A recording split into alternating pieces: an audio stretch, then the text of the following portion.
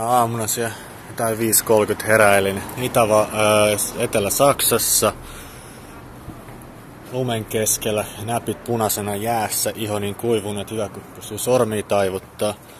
Ja täällä sitä ollaan sitten, kello on nyt jotain 2-3 iltapäivällä. Ja täällä kusissa hajuisissa jutuissa etsitään hieman vaarallisesti kännykkää kädessä pitäen, koska näin mulle kävi Amerikassa, että mä kuulin navigaattori kädessä, niin ensimmäiset jengi tulee pyytämään kännykkää.